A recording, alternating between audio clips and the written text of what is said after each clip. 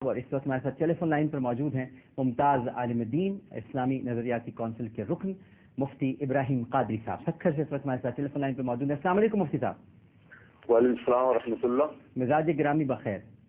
الحمدللہ اللہ کا شکر ہے. آپ ٹھیک ہے؟ آپ کی دعائیں ہیں. ایک چھوٹی سی گزارش کروں گا میں آپ سے.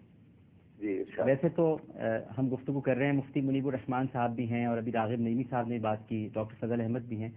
ایک آپ نے مجھے واقعہ سنایا تھا جب ہم پروگرام کر رہے تھے, اگر آپ کے دبئی میں ہاں, اگر آپ کو ذہن میں آ گیا, یاد آ گیا میں کیا کہنے والا ہوں, وہ جو آپ نے حضرت علی حضرت مولا علی رضی اللہ وہ سنا دیجیے ذرا ابراہیم صاحب, ذرا ایمان تازہ ہو جائیں. اچھا چلے, میں واقعی اس کی مناسبت ضرور ہے. جی تو میں اگر عاشورے کے حوالے سے 2 لفظ کہہ دوں. جی بالکل, یقین کہیے. ہاں, تو یوم عاشور جو ہے جی, تو یہ صرف خود نہیں بلکہ اسلام کی آمد سے پہلے اور اسلام کی تشریف آوری کے بعد جی یوم عاشور ہمیشہ معتبر رہا ہے.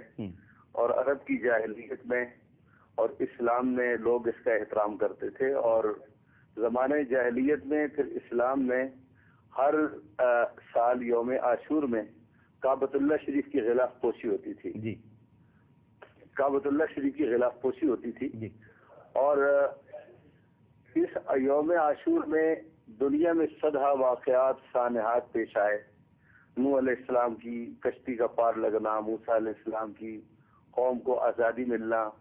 لیکن امت ان 1350-1400 برسوں میں یوم عاشور میں واقع جتنے بھی سانحات واقعات ہیں سب کو فراموش کر چکے ہیں, اور ان کے ذہن, ان کے لوہے قلب سے, لوہے ذہن سے یہ واقعات نئے ہو چکے ہیں. لیکن حضرت امام علی مقام امام حسین نے اور ان کے خانوادے نے جو نئی تاریخ اسلامی خدمات کی میدان کربلا میں رقم فرمائی ہے, وہ ایسی لازوال ہے کہ آج مسلمانوں کا بچہ اتنی صدیاں گزرنے کے باوجود اس سانے کو فراموش نہیں کر سکتا. جی جی, سبحان اللہ. اور حضرت مولا علی رضی اللہ عنہ جو انہی کے والد محترم ہیں, یہ سارے کا سارا خانوادہ انتہائی محترم ہے اور بڑے فضائل کا اور بڑے ہی شرف کا مالک ہے. حضرت علی کے بارے میں اس وقت گھر سے باہر ہوں, میں پروگرام آپ کا نہیں دیکھ رہا ہوں, لیکن مفتی منیب الرحمان صاحب کی آواز آ رہی تھی اور وہ حضرت علی کے علم پر گفتگو کر رہے تھے. جی ہاں, تو مجھے یہ اندازہ ہوا کہ اس موضوع میں حضرت علی بھی شامل ہیں. جی جی جی. تو واقع یہ ہوا کہ حضرت علی کو اللہ نے جو علمی وسعت عطا فرمائی وہ تو جو ہے ناقابل انکار ہے. اور اللہ نے انہیں جو انہائے علم پر اور انواع علم پر اور مختلف علوم پر جو دسترس عطا فرمائی, لوگ دیکھتے تھے تو حیران ہوتے تھے. تو ان سے پوچھا گیا کہ علی, قرآن کا علم ہو, حدیث کا ہو, فقہ کا ہو, تاریخ کا ہو, میتھمیٹکس کا ہو, دنیا کا کوئی علم ہو, آپ ہر علم میں یکتا اور امام نظر آتے ہیں, یہ علم آپ کو کہاں سے حاصل ہوا؟ تو حضرت علی نے فرمایا کہ ہوا یہ کہ حضور سید عالم صلی اللہ تعالی علیہ وسلم کا جب وصال ہوا اور آپ کے خانوادے نے آپ کو غسل دیا, فرمایا غسل دینے والوں میں بھی شامل تھا. اور جب ہم غسل دے چکے تو ہم نے حضور سید عالم صلی اللہ علیہ وسلم کے جسم مبارک کے اس بدن کو, ان قطرات کو ہم نے اس تری کو خشک پاک کپڑے سے جذب کرنا چاہا. اس کے بعد جب آپ کو ہم نے کفن دیا تو 2 مقامات پر میں نے پانی دیکھا, ایک آپ کی پلکوں میں پانی کی قطرے تھے اور دوسرے آپ کی ناف مبارک میں پانی کی قطرے تھے. فرمایا میں نے اسے کائنات کی سب سے بڑی نعمت سمجھتے ہوئے اپنی نوکے زبان سے میں نے ان قطرات کو چوس لیا. تو پھر کیا ہوا, علی کا جو سینہ تھا وہ علوم و معارفت بنجینا بن گیا. یہ اس روایت کو حضرت شیخ عبدالحق محدث دہلوی رحمۃ اللہ تعالی علیہ نے مدارج النبوت میں ذکر کیا اور اشد اللغات شرح مشکات میں اس کو درج فرمایا. سبحان اللہ, سبحان اللہ, سبحان اللہ تعالیٰ آپ کو خوش رکھے. مفتی ابراہیم قادری صاحب ہم سے گفتگو کر رہے تھے. یہ جو علم ہے مفتی منیب الرحمان صاحب, یہ آج ہم جو دور ہیں, اور اگر میں غلط ہوں تو آپ مجھے درست فرما دیجیے گا, کیا اس کی یہ بنیادی وجہ نہیں ہے کہ ہم نے جاہل اور عالم کو برابر کر دیا ہے؟ جی ہاں، بلکہ جاہل کو زیادہ موقر کر دیا ہے کیونکہ اگر ہم تاریخ انسانیت اور تاریخ آدمیت کی ابتدا سے چلیں تو اللہ تبارک و تعالیٰ نے جب حضرت آدم علیہ السلام کا پیکر خاکی تخلیق فرمایا اور اس میں اپنی جانب سے روح پھونکی اور پھر فرشتوں سے فرمایا کہ انی جاعل فی الارض خلیفہ، میں زمین میں اپنا خلیفہ بنانے والا ہوں، اور ان کو حکم ہوا کہ اسجدوا لآدم، آدم کو سجدہ کرو۔ انہوں نے عرض کیا کہ اتجعل فیہا من یفسد فیہا ویسفک الدماء، اے اللہ تو ایسی مخلوق کو اپنا خلیفہ بنانے جا رہا ہے جو فساد برپا کرے گا، خوریزی کرے گا۔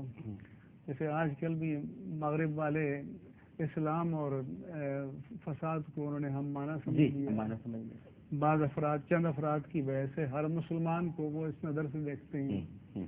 تو پھر اللہ نے فرمایا کہ وعلم آدم الاسماء کلھا، اللہ تعالیٰ نے آدم علیہ السلام کو سب چیزوں کے نام سکھا دیے۔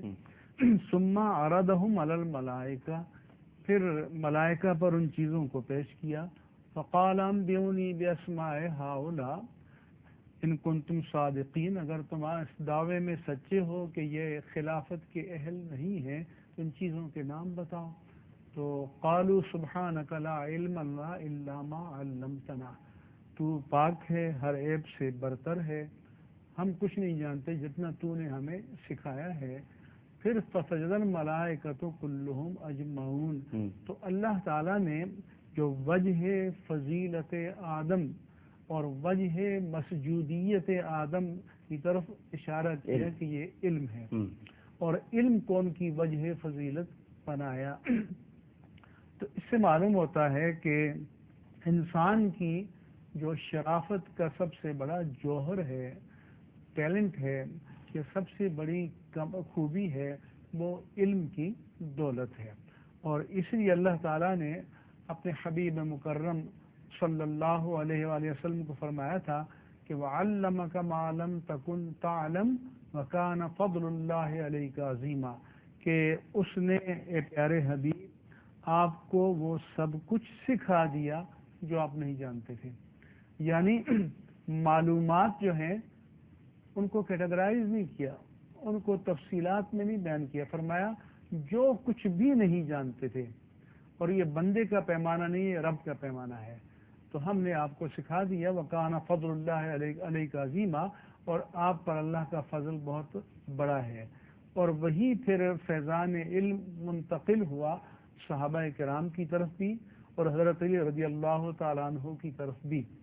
رسول اللہ صلی اللہ علیہ وآلہ وسلم نے اپنا جانشین جو بنایا مصلح خلافت پر حضرت ابوبکر صدیق رضی اللہ تعالیٰ عنہ کو، تو وجہ تقدیم علم تھا۔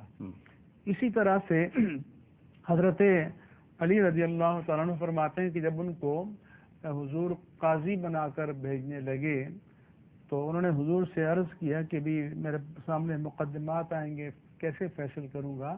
تو حضور نے ان کے سینے پر ہاتھ پھیرا، تو وہ فرماتے ہیں کہ اس کے بعد مجھ پر سب کچھ منکشف ہو گیا، اس کے بعد مجھے کبھی دو آدمیوں کے درمیان فیصلہ کرنے میں کبھی تردد نہیں ہوا۔ تو جس دست مبارک کے ایک لمس سے سارے علم کے فیضان جو ہیں وہ اللہ کی طرف سے عطا ہو جائیں اور سارے علم نصیب ہو جائیں، تو خود اس ذات کے علم کی عظمت کا عالم کیا ہوگا۔ تو اس لیے ایک روایت میں کہنا مدینۃ العلم وعلی بابھا، حضرت علی نے بہت سارے فیصلے کیے، ان کے قضایا، ان کے فیصلے جن میں علم روایت بھی ہے، علم درایت بھی ہے، وہ باری کافی ان کی تفصیل ہے جو موجود ہے۔ اور حضرات حسنین کریمین رضی اللہ تعالیٰ عنہ حضور کی وراثت کے بھی امین تھے، حضرت علی کی وراثت کے بھی امین تھے۔